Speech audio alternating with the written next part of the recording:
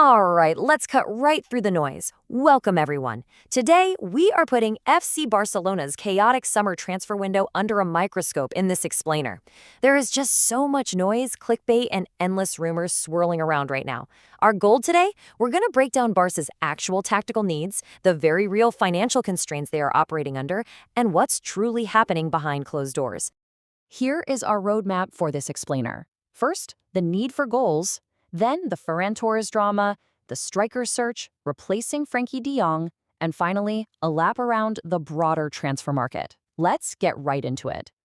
Section 1. The need for goals. We'll be focusing on Hansi Flick's tactical demands.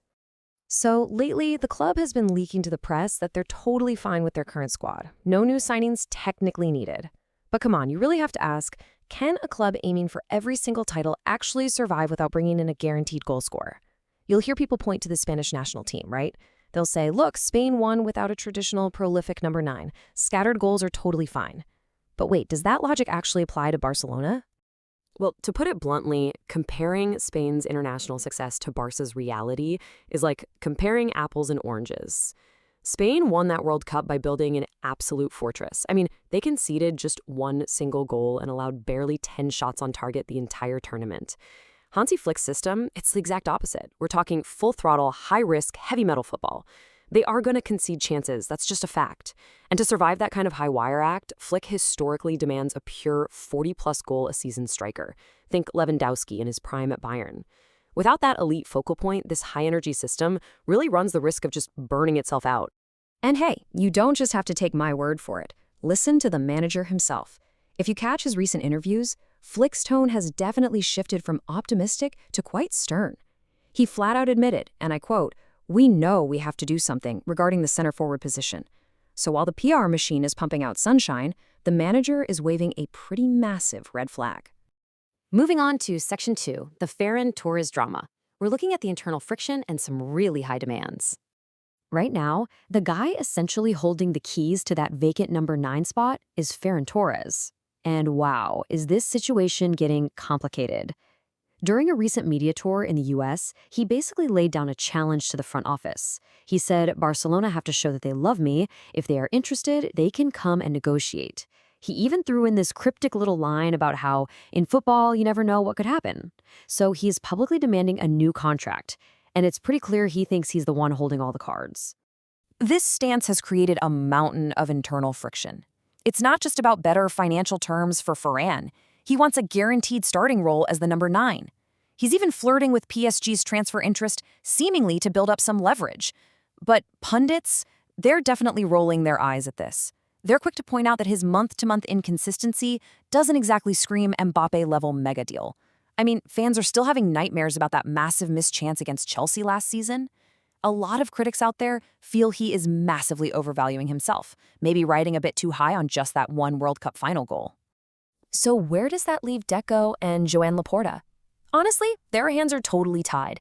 If you're wondering why they aren't out there aggressively chasing a new striker, it's because they literally have to wait on Ferran to make a final decision. Think about it. If they go out and buy a star right now, and Ferran flat out refuses to leave, Barca just massively inflated their already famously fragile wage bill for a guy who's going to be sitting on the bench. It is pure financial gridlock. Which brings us to Section 3, the striker search. This is all about dreams versus financial reality.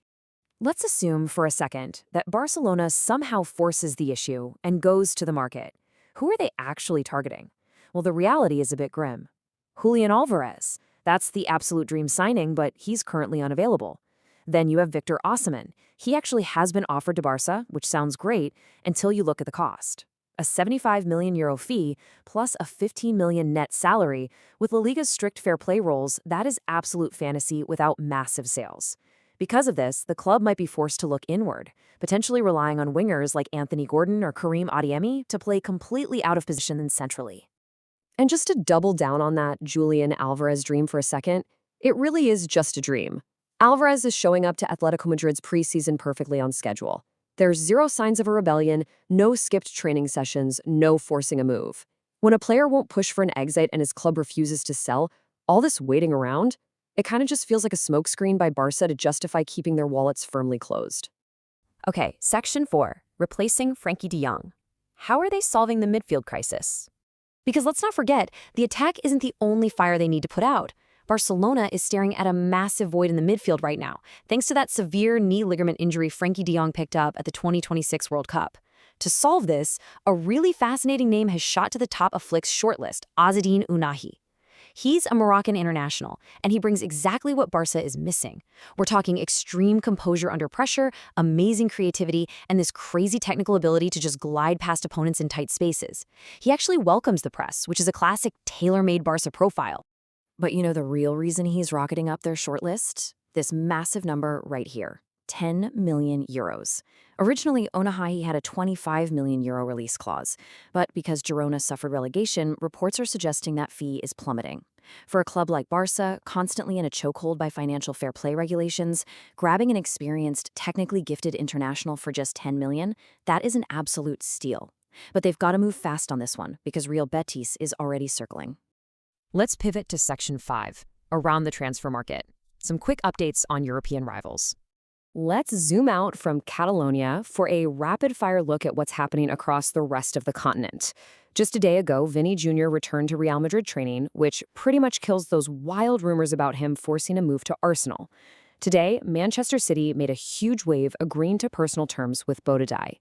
Looking ahead to next week, PSG is closing in on the 23-year-old American-Japanese keeper Xian Suzuku.